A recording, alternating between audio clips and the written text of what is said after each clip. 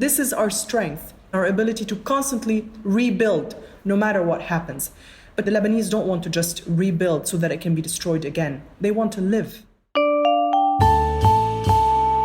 Hello and welcome to the GZERO World Podcast. Here you'll find extended versions of the interviews from my show on public television. I'm Ian Bremmer, and today is all about what's next for Lebanon, a country already on the brink of economic crisis, now reeling from a massive explosion in its capital city. This week, as renewed protests forced the Prime Minister and his cabinet to resign, I spoke to journalist and Beirut native Kim Ghattas about the city's devastation and its people's rage. Let's get to it.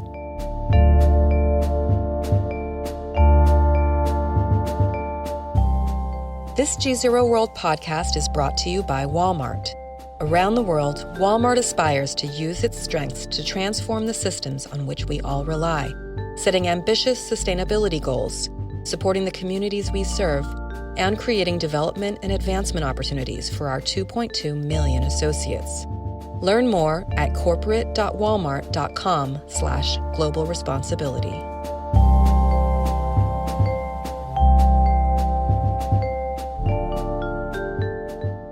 And I'm here with Kim Ghattas. She's a Beirut-based journalist, non-resident senior fellow with Carnegie Endowment, and was with the BBC for some 20 years. Great to be with you, Kim. Thanks for having me, Ian. Where were you? What were you doing? How did you respond when this extraordinary explosion hit your city? You know, it was an extraordinary day, Ian, one that none of us really are able to quite comprehend. We've seen the pictures again. We've read the news about our own city, about our own lives being shattered, and yet we still can't quite grasp the enormity, the magnitude of what happened. On that Tuesday, I was in my apartment in the suburbs of Beirut, just on the edge of the center by the National Museum. I live on the 6th floor, and I was supposed to be in the port area, very close to where much of the damage happened, but I was late. And I was distracted by a video that a friend, a journalist, Nabih Boulos, had posted on Twitter of a fire at the port. And I was watching that video on Twitter, and the first thing that came to my mind was that it might have been sabotage, because we've seen these unexplained explosions and fires in Iran. Of course, you know that Lebanon is also home to Hezbollah, militant group, Shia militia, political party, strong ally of Iran, active in many countries in the region like Iraq and Syria. So that's the first thing that came to my mind. And then I heard Nabih's voice over that video saying, whatever it is, it's still raging. And suddenly the building where I am, a few kilometers away from the port, started shaking. I thought it was an earthquake. My dog, I have a dog, started running around the house. I grabbed her and pinned her to the floor. And then we heard the noise. A lot of people have commented that they heard the sound of an air raid. And I also did think that it was an air raid. I thought it was an Israeli air raid. But it was the whoosh of the detonation that came all the way to where I live, just a few kilometers away. And the most surreal part of it is that this video on my laptop in my office was still playing. Whatever it is, it's still raging. Whatever it is, it's still raging. And I don't know what was driving me crazier, the sensation of what was happening around us, or that video that was on a loop.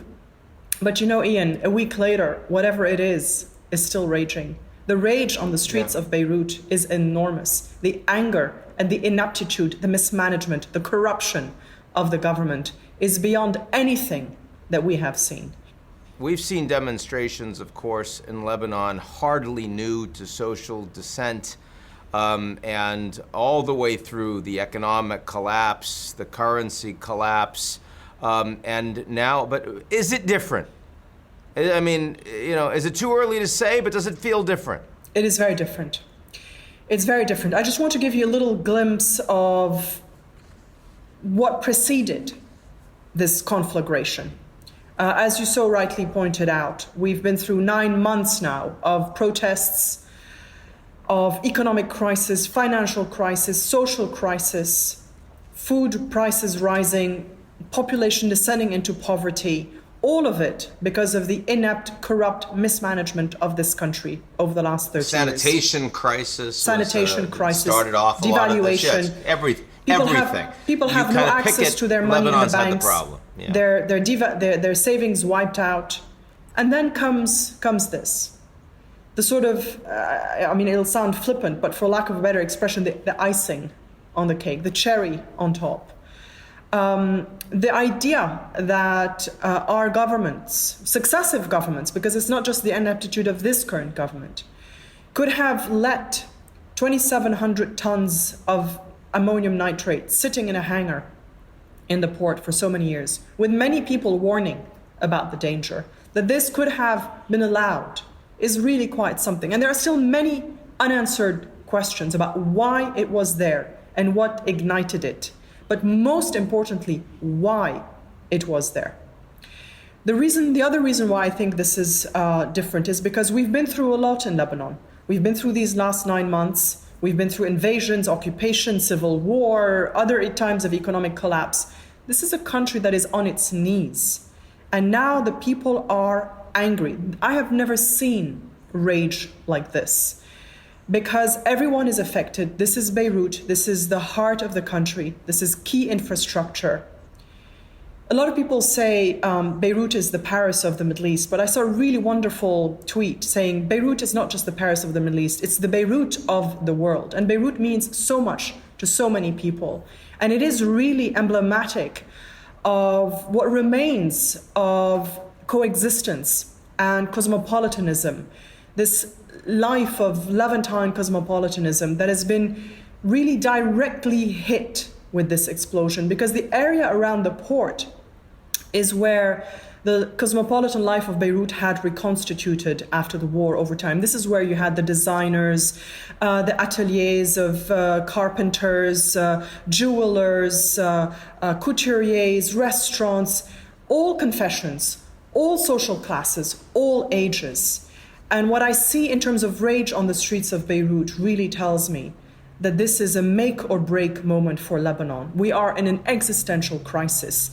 And the Lebanon of after August 4th will not be the same as the Lebanon before August 4th. What do you think actually happened? I mean, you know, this incredible amount of unsecured explosive sitting there for years. I mean, at the very least, I saw the head of Hezbollah said it wasn't an Israeli strike, so we can get rid of that conspiracy theory. No, we can't. We can't even get rid of that conspiracy, actually.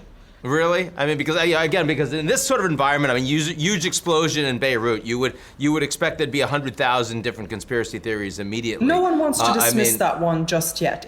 We're not saying, no one here is saying that it was a raid, because although some people said they saw planes, there's been no footage, no confirmation, but it could be sabotage. The thing is, no one wants to claim this. If it was sabotage, if it was an Israeli action, if it was local sabotage for whatever reason, no one wants to claim this, because I don't think anyone expected the damage to be this big. But there are a lot of unanswered questions about how and why this Rosa's ship, Russian-owned, Cypriot-owned Russian captain, ended up diverting to Beirut. The story is not clear. The shipment came from Georgia and was supposed to head to Mozambique. Mozambique said, we didn't order this. We'd already received, I think, 4,000 tons of ammonium nitrate. So who was this destined for? And whoever it was destined for clearly didn't seem too bothered about claiming it. This has been sitting there in this hangar since 2014. Now, ammonium nitrate has been it is a fertilizer as well. It is not per se, it is not TNT. It is a fertilizer, and it could have been used to fertilize agricultural land around the country if it was just sitting there and had suddenly become a property of the Lebanese state. But it just sat there. And there is too many unanswered questions about what it was doing there. It is indeed very possible that this was simply criminal negligence. But even criminal negligence needs to be punished. I mean, one of the first things I thought of when I saw the thousands of people getting injured is, my God, these people are going to need to be treated in hospitals that are already massively overstretched, and it's going to also increase the risk of further transmission of this horrible disease. How has the government, how have the people been reacting to the pandemic itself, and do you see any interaction because of this additional stress? So the good news so far was that Lebanon had done quite well in containing the pandemic. Hospitals were not overstretched. ICU capacity was still fine. The number of deaths was limited. We're around 4,000 cases, which is very manageable. Hospitals were doing an incredible job. These are mostly private hospitals, but also one incredible government hospital that's been leading the response to the pandemic. I like that you said, how did the people respond? Because it is really almost two separate entities. Let me stick with the pandemic for a moment. When it comes to the response to the pandemic, there has been some good government effort. There has been good response from the government hospitals. There's been a lot of incredible response by private hospitals that are stellar. I mean, people come from around the region to be taken care of in Lebanon before the pandemic. We have excellent doctors, nurses, everything, and state-of-the-art medical equipment and state-of-the-art, hospitals. But the stretch, again, was the financial crisis. Hospitals not being able to pay for supplies. The government owing certain hospitals, like the hospital of the American University of Beirut, $150 million. The American Hospital of Beirut had to lay off 800 people, in part because it is owed so much money by the government, which is not paying. Now, that's all up until August 4th. The number of cases were starting to rise again, and there were calls to be careful and for society, for people to be wary, to put on their mask. There is a strong response to calls like that in Lebanon. People feel the solidarity. Now, after August 4th, several hospitals were severely damaged, and now they're all overstretched by the number of casualties, 4,000 almost. That's where the urgency is. And when President Macron came, I mean, on the one hand, wonderful to see a foreign leader pay attention and want to make a positive difference. On the other hand, France, the former imperial power, colonial power in Lebanon, mixed feelings about that? No. Positive response generally? Very positive. I mean, how does that play? Very positive. He was the first official to visit the devastated areas. Neither the president nor the prime minister nor anyone had dared gone there yet. So he was the first, and it just shows you how desperate people are for some support, for some recognition, for some empathy, that they threw themselves at him. And there were two things that they said: don't give money to the government, give aid directly to the people, to recognized organizations, to hospitals. And second, we want justice. We want an international investigation. The humanitarian aid that has been pledged so far is fine, but it's been made very clear to the leaders of Lebanon and the political establishment that no further aid will come if there are no serious reforms. I mean, Lebanon has been negotiating with the IMF for weeks and weeks now, and they don't seem to sense the urgency. They're pushing the can down the road, and the IMF is saying, well, then you're not getting any money. Now, would we trust this government or a government similar to implement these reforms? We'll have to see. No. We'll have to see how things unfold. And when the Iranian leaders are speaking about no intervention, is that what they're responding to? The fact that the French and others are saying, we need you to reform if you want our help? Is that what they're taking exception to? Yes, probably. Look, this is a turning point, not just for Lebanon, but I think it is a very interesting inflection point for the region. We must remember the protests that took place in Iraq since October, the protests that have been taking place on and off in Iran. I talk about this in my book, Ian Black Wave, where I describe the rivalry between Iran and Saudi Arabia over the last 40 years. A lot of this is local dynamics, local corruption, local sectarianism, local issues, but it is also part of a regional context where something is unraveling and coming to an end.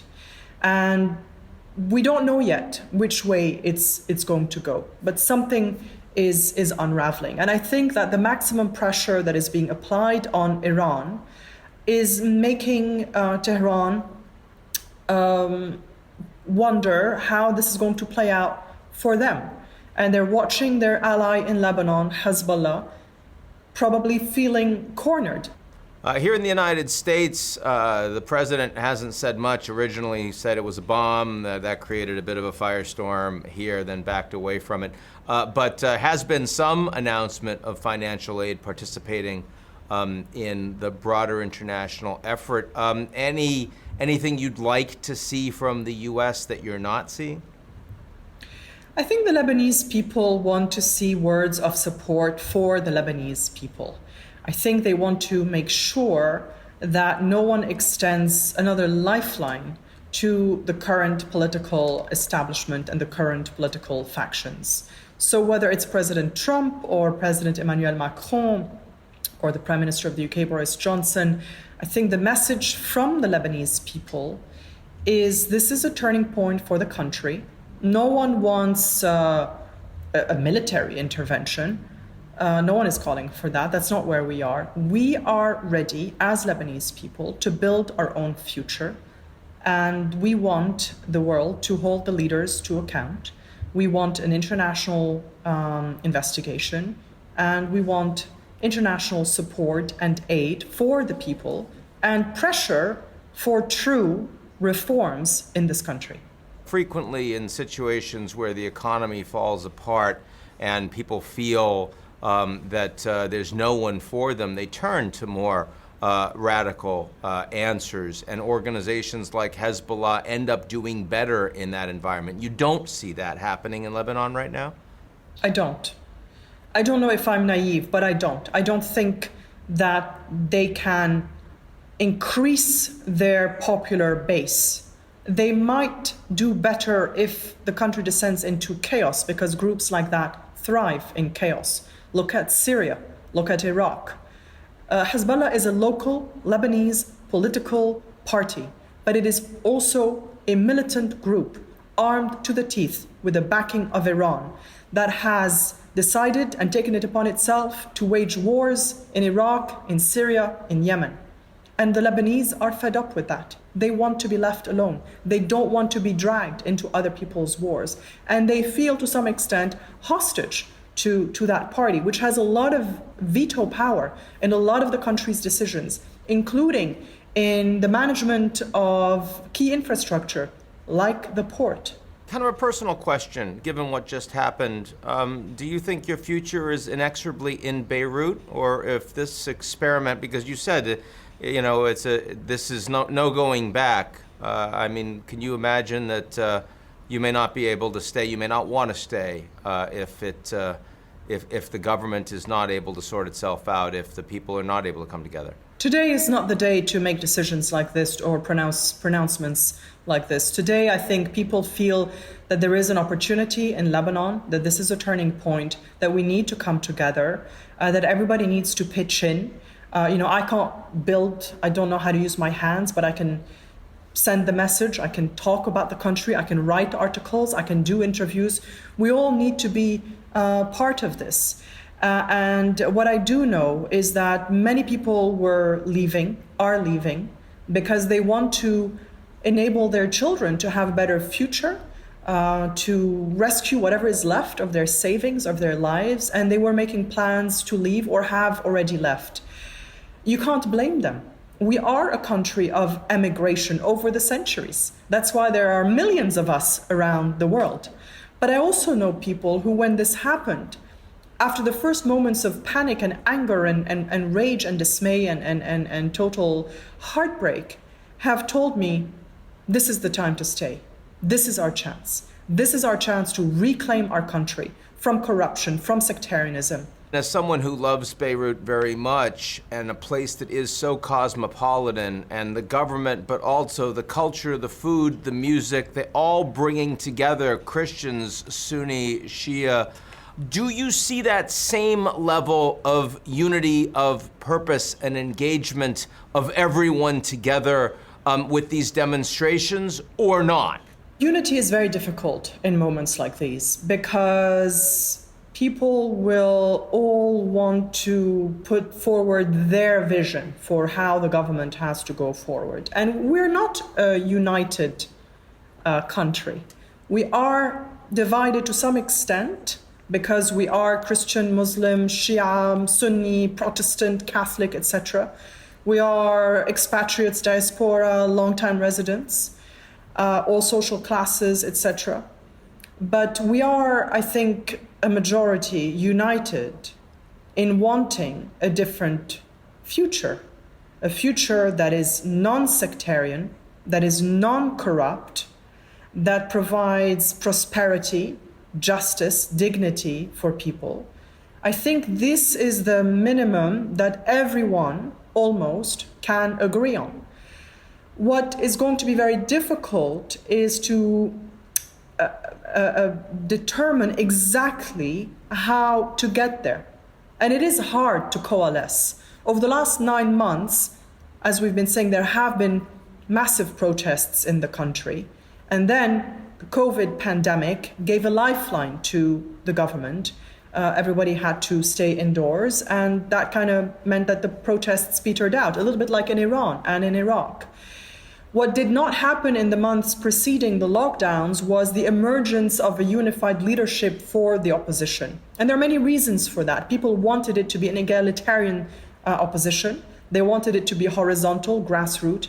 And they didn't want opposition leaders to rise. Because in the past, opposition leaders have been targets of assassination. We have lost many of our potential leaders of the future in this country in a wave of assassinations that started in 2005 and before. But going back to the cosmopolitanism, Ian, we pride ourselves in being a melting pot. We pride ourselves in having welcomed Armenians and Palestinians and Syrians and having hosted them and housed them with a lot of pain for the country as well. We're home to 1.5 million refugees in a country of barely 5 million. We've been home to several 100,000 Palestinian refugees since 1948. But this is our strength. It is also to some extent our weakness, but it is our strength. And so is our resilience and our ability to constantly rebuild no matter what happens. But today, Ian, the Lebanese don't want to just rebuild so that it can be destroyed again. They want to live. Kim Ghattas, thank you so much for joining me. Wishing you only the best. Thank you so much for having me, Ian.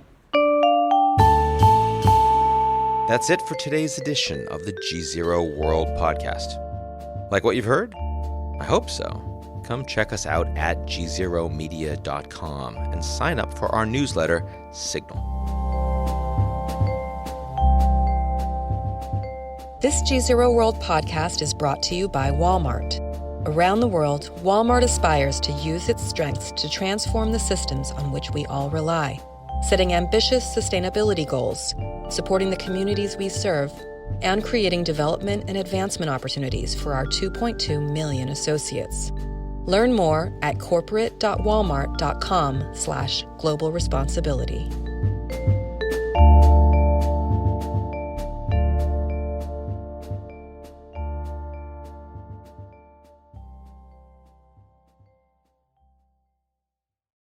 You're listening to the GZERO World with Ian Bremmer podcast, your weekly geopolitical deep dive into the world's biggest news stories, featuring in-depth conversations with global leaders and newsmakers. To get more of GZERO's insights on global politics every morning, sign up for our free newsletter, GZERO Daily, at gzeromedia.com.